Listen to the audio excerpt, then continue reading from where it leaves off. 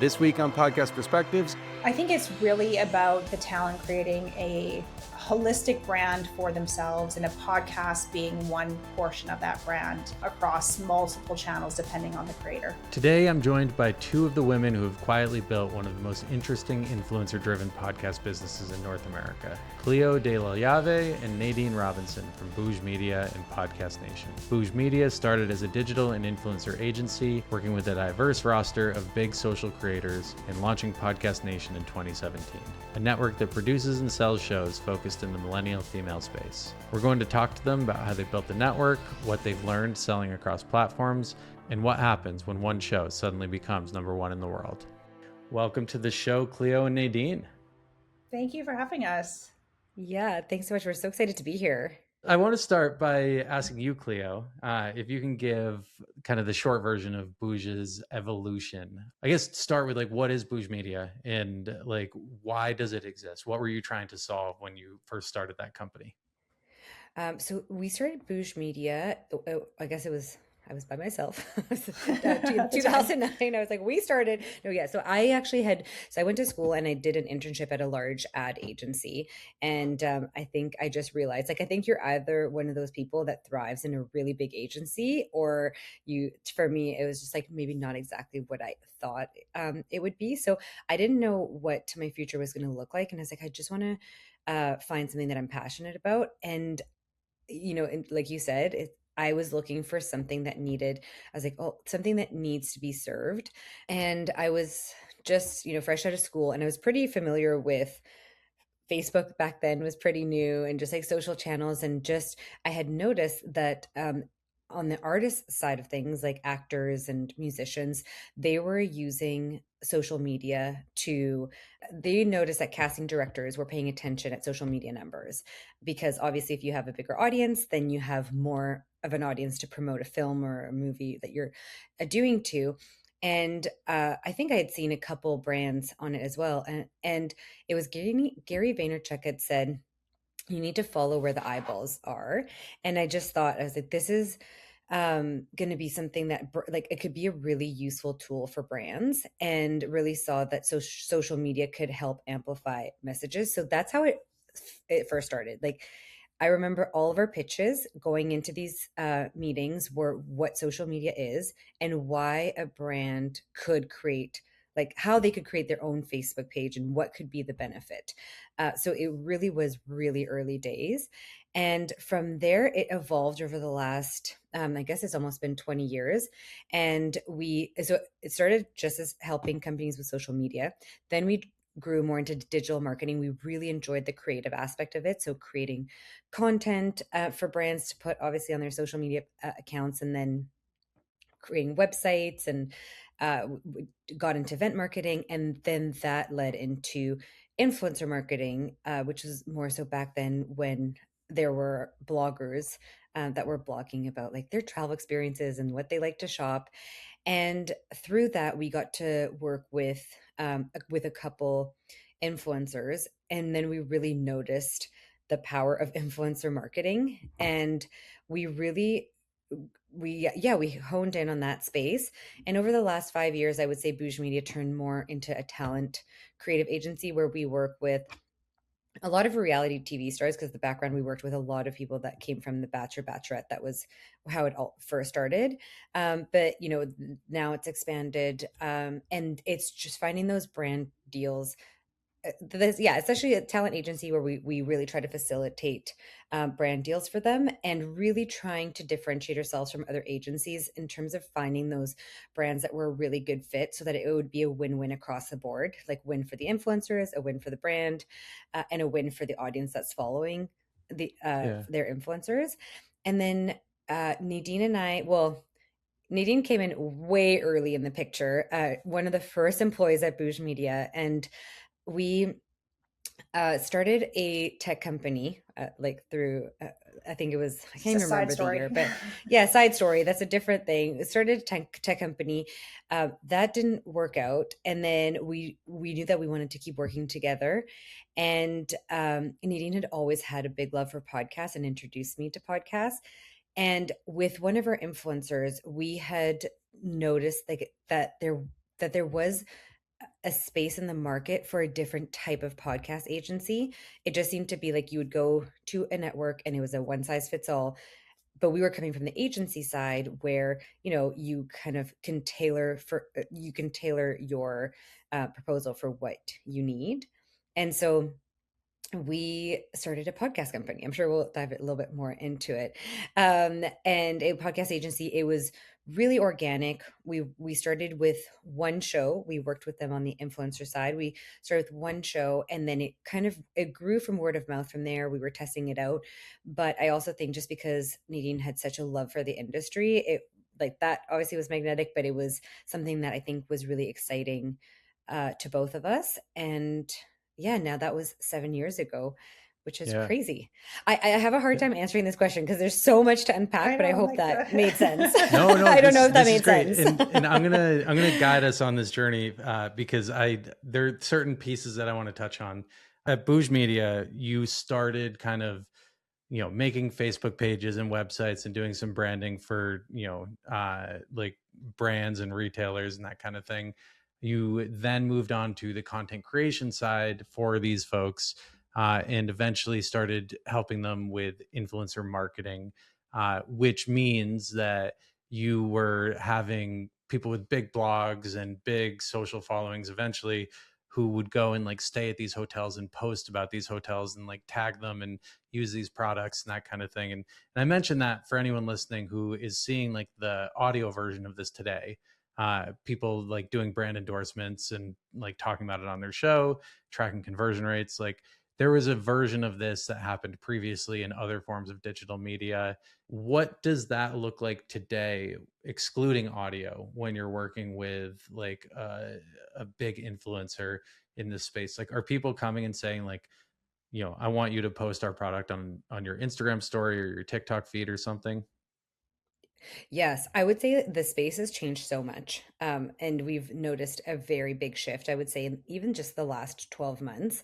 I think, and, we're trying to figure out as well, like it's hard to pinpoint exactly the reason why. I think part of podcast growing, becoming so popular is part of it. I think people also craving events after COVID and wanting to go to events. So now you have these brands that are having to separate their budget a little bit more and have like some for podcasting, some for event marketing, some for influencers. But I also think that the influencer marketing became so big and a little bit out of control. There wasn't a formula. How podcasting, there's a formula to how you're selling your ads, and it really was the creator naming their price and being like, you're willing to pay or you're not. But I think now with brands uh, just becoming more savvy in the digital space, they want to be able to track their ROI. But to answer your question, it is more about like brands finding, I think, that right content creator that really fits their brand ethos and having them create content for them, because that's also another part of it where it's like now brands really want to be able to use the content that the creator creates, and then put paid behind it, use it on their social or website, whatever that is. So there's they're creating content and then obviously reaching their audience. But So there's it's different tiers that go into the contract of like what these brands are yeah, actually purchasing, like when they're running one of yes. these campaigns. And I would say before, and I don't know, and actually I think Nadine's a better person to answer what happens, what goes on in terms of like the negotiation and contracts. But I do think that like now it's very rare. I think it's rare to have a brand want to work with an influencer and not be able to use their content. I think that's a big piece of it, where that wasn't the case before. Nadine, I don't know if you have anything to add to that. Yeah, I mean the influencer marketing, like the what the brands actually have to pay like out of pocket is so much more expensive than a podcast ad typically. And so brands are getting more savvy, to Cleo's point, and they're trying to figure out how they make these budgets work. Like they still want to work with influencers, but it's a really expensive medium. I think the rates have come down a bit because it's much more competitive. But the creators, I don't know, some of them that have been in the space a long time are having a hard time like coming to terms, I think, with the reality of brands not willing to pay the same amount for like sometimes very little ROI. There's brand awareness, and not to say that that's not valuable, but for a lot of brands, they can't just think about brand awareness.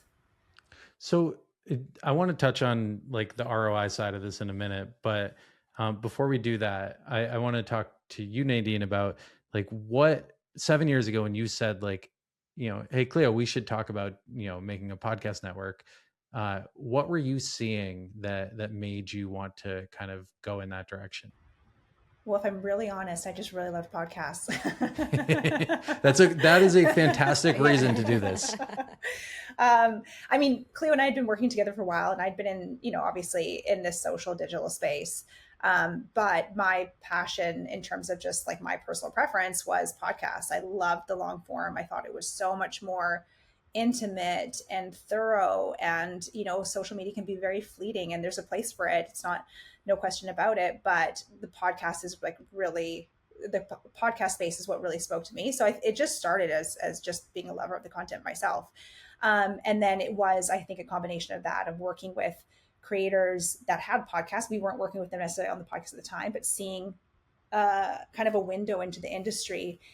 And at the time, it was very, really influenced by radio, the podcast industry. And we were coming at it at a different angle. And we were coming at it very creator focused. Like we understood what creators were trying to do. And so we thought we could approach it in a bit of a different way and, help creators potentially build out more than just social or more than just podcasts, but how does it all work together?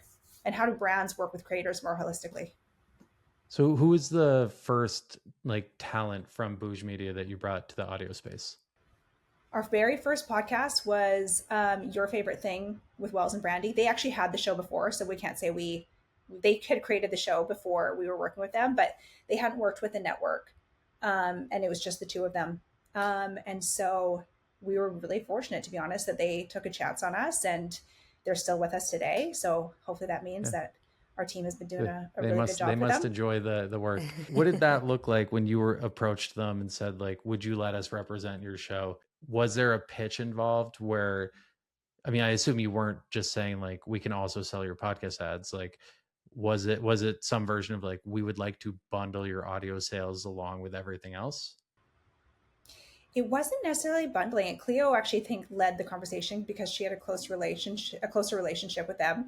And I do believe they shopped it. They talked to a few different networks at the time. And obviously we were very new, but I think what they were looking for is to not get lost in the shuffle of a big network. Yeah. Like they could have signed with, it was a good show. They could have signed with one of the bigger networks.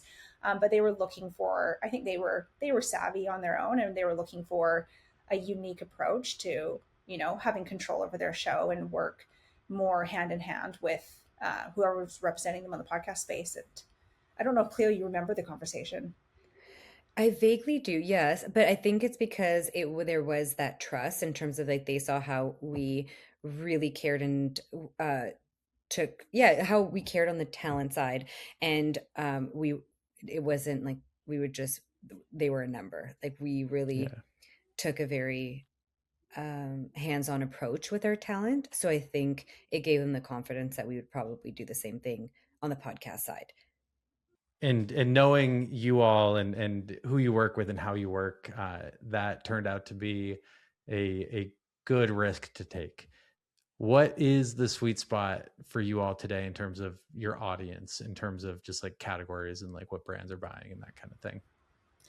I would say primarily, actually pretty much across the board, is an audience of millennial females, mostly US listener based. But that covers a lot of different content categories. So everything from pop culture, TV and film, health and wellness.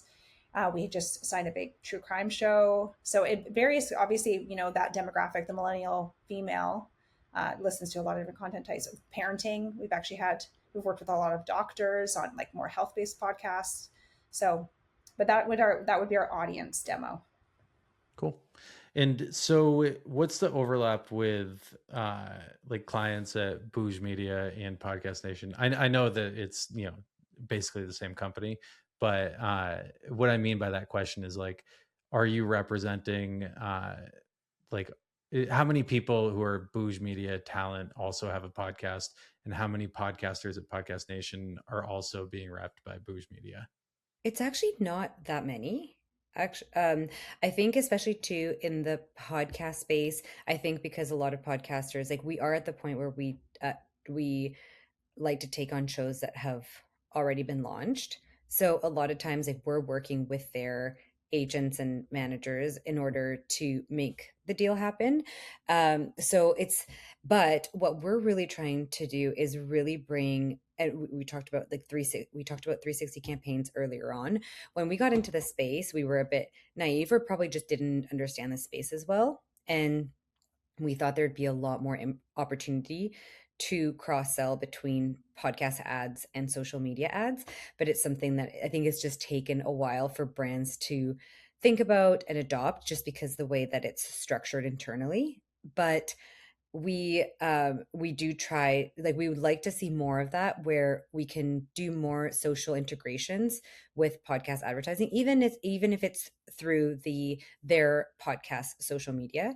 And then we don't have that many people on the talent side that have a podcast, but but like there are a few, and there have been a few throughout. But it's really really nice understanding what goes into both sides of it. And I think, like Nadine said, really understanding or coming at it from a content creator perspective as well allows us to structure our deals on the podcast space in a way that I think is beneficial to creators.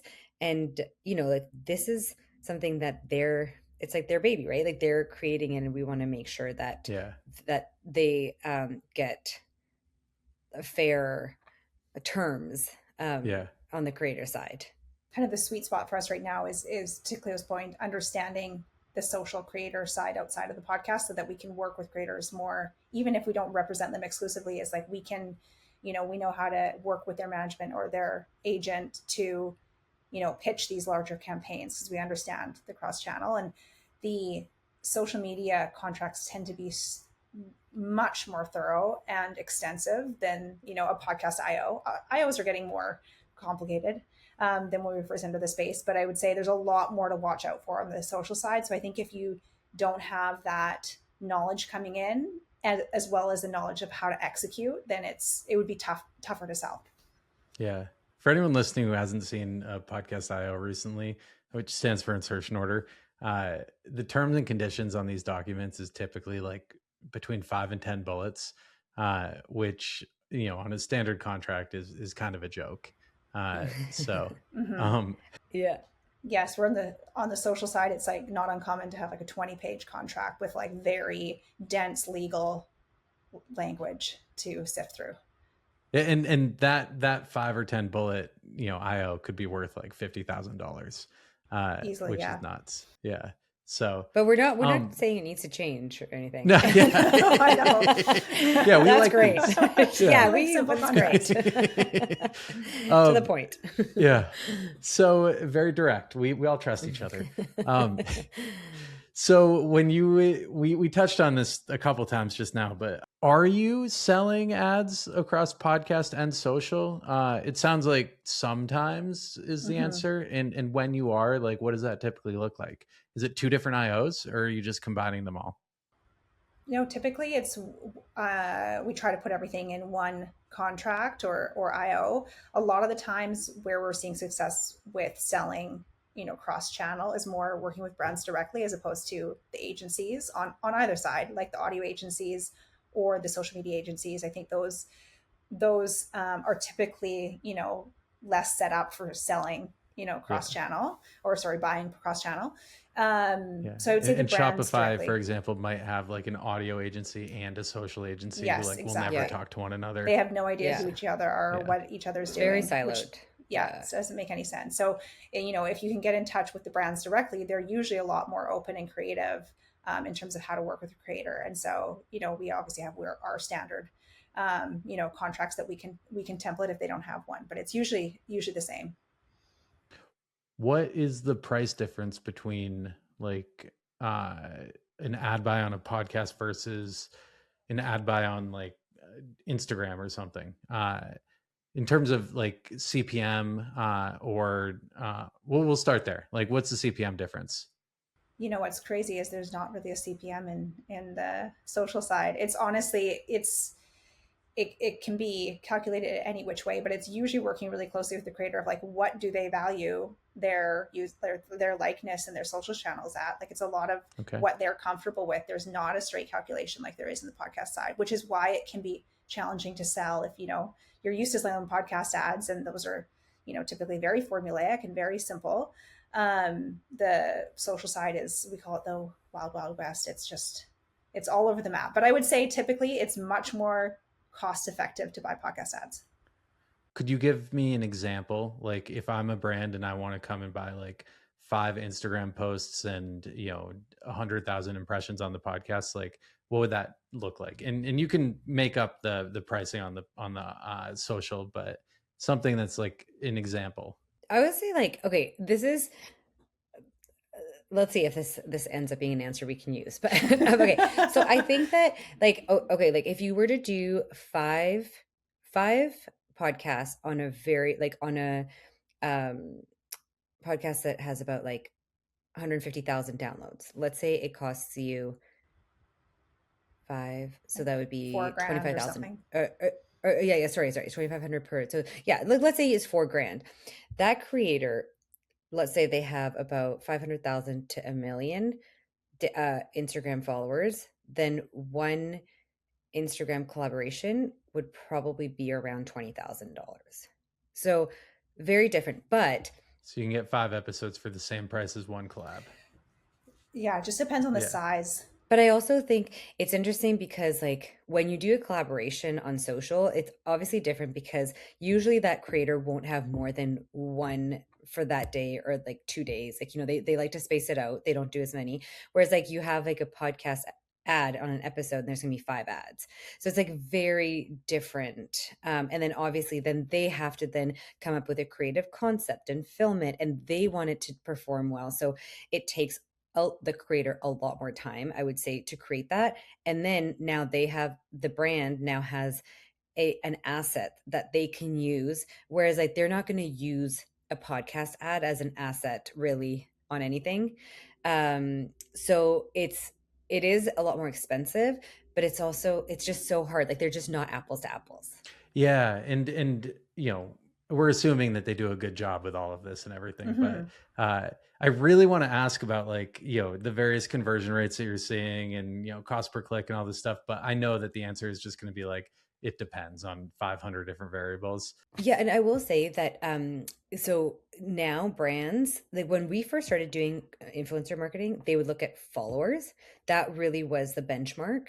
And now like brands are really looking at your engagement, the amount of comments, the amount of people that are liking it, and the engagement ratio. Like what are your average likes per post versus how many followers you have. So they are getting more granular, and they want to see they obviously want to see location and demographic, whereas that's back in the day, like it was really just followers was the metric that they were looking at when pricing it out. So that's changed a lot, obviously.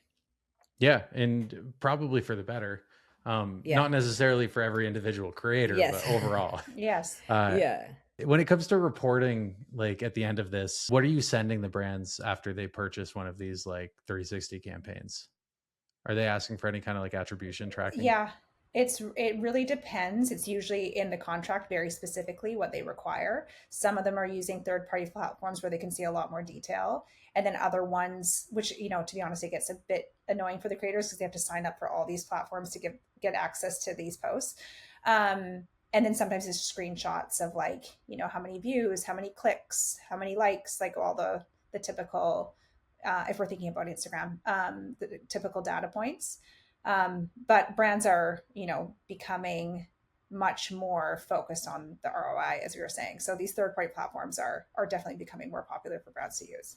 Well, thank you. That was quite the education. And I guarantee you that 90% of the people who are listening to this have not thought about any of what you just talked about for more than 10 minutes. You're dealing with people who have probably been selling these kinds of campaigns for years. And now they're coming into the podcast space and they're seeing something that's like a lot more, as you said, Nadine, formulaic. And like, Mm-hmm. in a lot of ways, that's great. And in a lot of Mm-hmm. ways, that's terrible, I'm sure. Like, do these big creators from other platforms enjoy working in the podcast space when it comes to the ad side, or do they hate it? It's funny you asked that because it's been something that we've definitely run into working with creators who have been really successful on social, not understanding that they can't charge the same amount for like their brand new podcast that doesn't have a big audience yet, because it doesn't make sense for brands, to pay 100 CPM. They're not going to do that. They're going to pay, maybe for a simulcast, maybe 35, which is a great rate, but that's pretty much the ceiling that we're seeing right now. So they're having a hard time with it, to be honest, because they're used to valuing their voice and their likeness at a certain rate. And the reality is that's not how podcast ads are sold. Is it helpful for them to be able to, for you guys to talk to these brands and say that they have these big social audiences, and like, are the creators willing to like throw in a social post or something, or is it typically just like very siloed still? For the brands, I would say typically we don't get anywhere in terms of getting like added value for an Instagram story. Like the creators don't get that away. The creators that, that come from that space, that have a big following, that are used to making, their living through their social, they're not going to get that away for free. And so I think brands, some brands are obviously more respectful of that or understanding of that than other brands, but we kind of steer away from it. We typically, unless we have been, had an explicit conversation and we know creators are open to that and they're just trying to get going, sometimes they can be. It really depends on the person. But I would say, it's more of a roadblock, I would say. Something that's interesting, like that's an interesting call out to follow that topic, is that we have noticed, because we've now seen a lot of creators that have big social followings start podcasts, and we've really seen that there isn't a very direct correlation whether with social media followers and podcast listeners.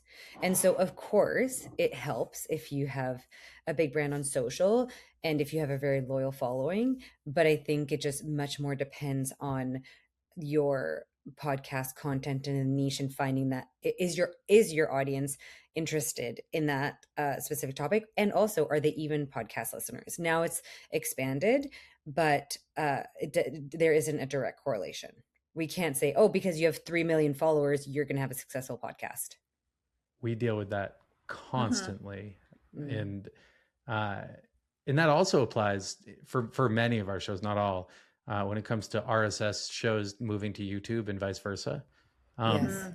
So, I mean, you all work with some big YouTube creators, and we've talked a little bit about simulcast. How are you feeling about that when it comes to the sales side? Are you finding that like a lot of the like ad agencies are willing to pay the same kind of CPM for a YouTube spot as well as they would for like an audio spot? Yeah, typically we see they pay a bit better of a CPM for a simulcast than, straight audio, but they're getting a, proper baked in spot at this point, if assuming the show's on YouTube. So, they're getting a baked in video ad along with the audio. So we're seeing that the simulcast rates are typically higher than audio. That's great. Are you doing video on Spotify? That's a big question. Yeah. Yes. You had to bring that up, didn't you? Yeah, I know. It's a long answer. We are in a show about podcasting. Yes. We are in the process with the changes that Spotify made recently in terms of being able to serve ads dynamically. A lot of our shows, we do sell, cross catalog dynamic ads, and to have completely cut out the Spotify listeners out of dynamic sales in the past was typically not a good idea for our shows. So we were staying far away from Spotify video, but now obviously with the recent changes, we're coming back. Cool. I love that. Did you have any shows that opted in when it was just SPP? We had some that had worked independently before they worked with us and had opted in.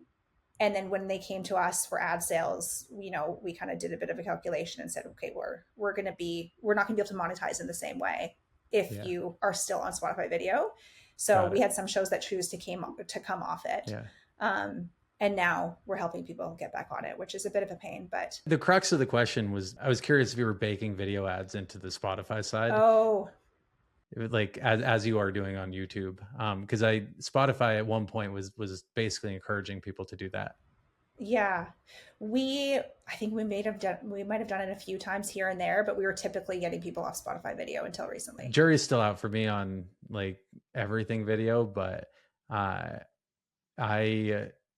am very encouraged by everything that I'm seeing.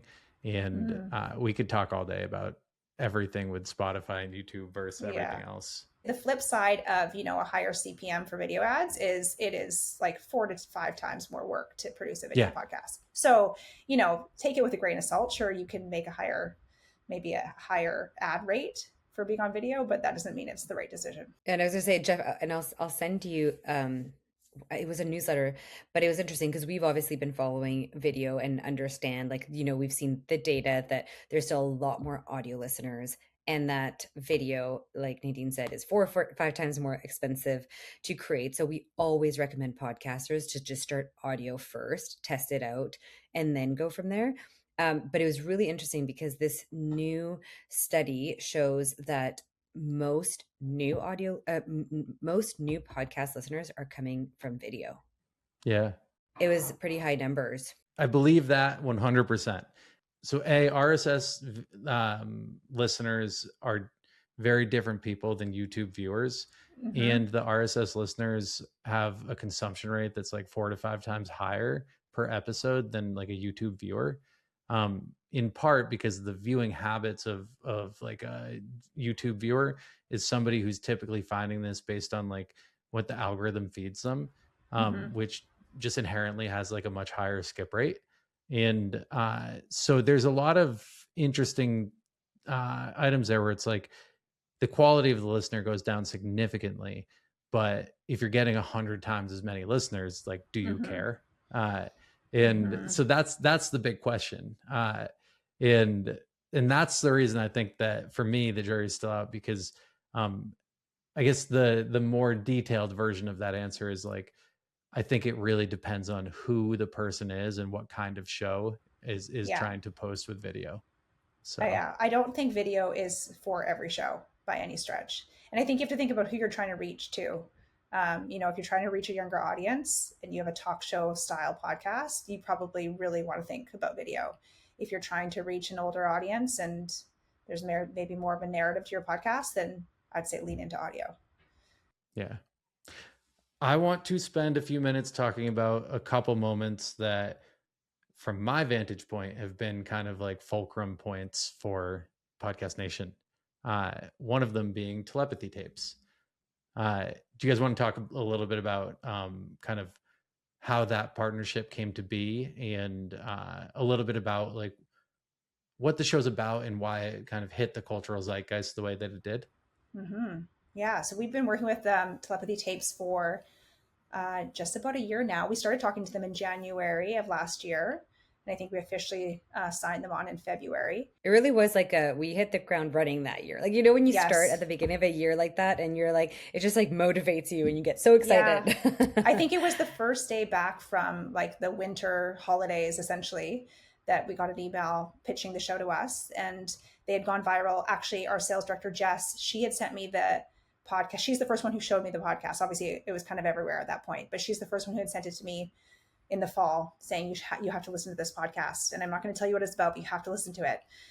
And I have an autistic son, so I think that's why she was thinking that I would be, especially interested in this content. But essentially, I think we really just connected with Kai, the host, and her team. We really understood the content and her mission and what she was trying to achieve. And she, I think, was just like one of those people that, really goes on like trust and gut, which worked in our favor in that situation. I mean, we know we work hard and we can, execute as well. But I think it was just kind of like the perfect match. Yeah. Well, and correct me if I'm wrong, but that was the first show that you all worked on that was serialized, right? Yes. Yeah. And so you're working on something that, first time that it's that format. B, it was, I think it dethroned Joe Rogan as the #1 podcast for like 2 weeks, right? Yes.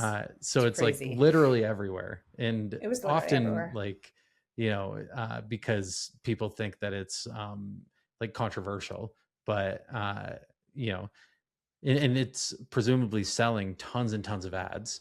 So was there any like kind of moments where you looked at that show and said like, this is incredible and it's doing really amazing stuff for our business, or we have to learn how to do X, Y, and Z, because like there's a lot of new muscles there? Yeah, you know what? I have to say it actually went decently smoothly. Like, we were able to bring advertisers really quickly to the show. It didn't. They weren't working. I mean, they were a viral hit out of nowhere. So they weren't working with anyone before us. They weren't making any ad dollars. I think before they. I don't even think. Maybe there was a little bit of programmatic. I want to say there might not have even been programmatic when they first hit it.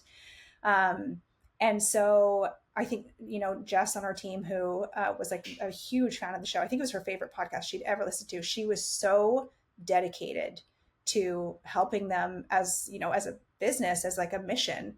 And so it went, like, I would say it actually went like fairly smoothly. There wasn't, obviously it's a ton of work, but I wouldn't Yeah, say we hit of any course. major roadblocks that inhibited our ability to sell the show. And we work with them on their social too. So they were really looking for expertise in the social space, which played in our favor because we were really able to help them like build that channel, build their Instagram channel and their social presence as well. Did that lead to other opportunities for you all? Because from my vantage point, like there was a lot of news stories about like how successfully you pulled off this campaign. Yeah, I would say yes. I mean, we're at the end of the day, we're a small shop. There's much bigger podcast companies out there than we are.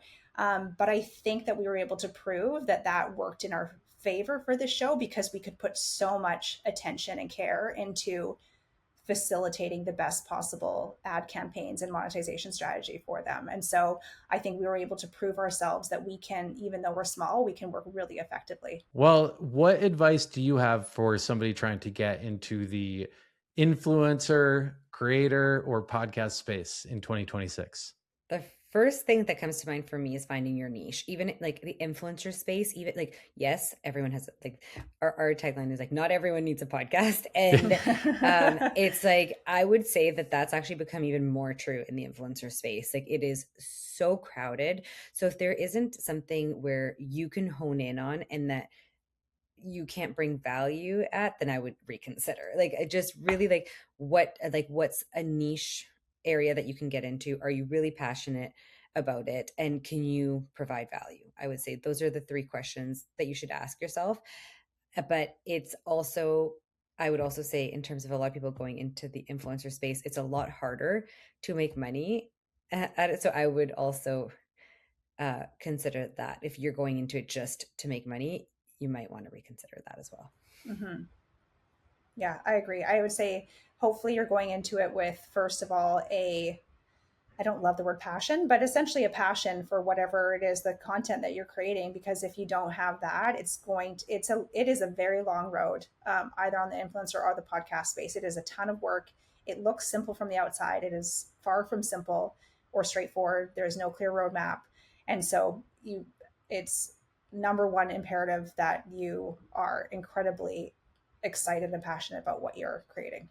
I could not agree more. I cannot tell you how frustrated I get when the answer to what are your goals is make money.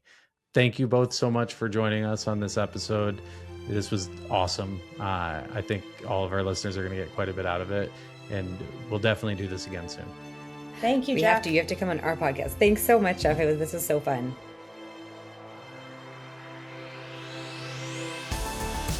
Thank you so much to Clio de Llave and Nadine Robinson from Booje Media and Podcast Nation for joining us on this week's episode of Podcast Perspectives. You can find them online at podcastnation.co or on LinkedIn by searching their names. For more podcast-related news, info, and takes, you can follow me on LinkedIn at Jeff Umbro. Podcast Perspectives is a production of the Podglomerate. If you're looking for help producing, marketing, or monetizing your podcast, you can find us at podglomerate.com. Shoot us an email at listen@thepodglomerate.com or follow us on all socials at Podglomerate Pods. This episode was produced by Chris Boniello and myself, Jeff Umbro. Thank you to our marketing team, Joni Deutsch, Madison Richards, Aaron Weiss, and Sheba Joseph. And a special thank you to Dan Christo. Thank you all for listening, and I'll catch you in a few weeks.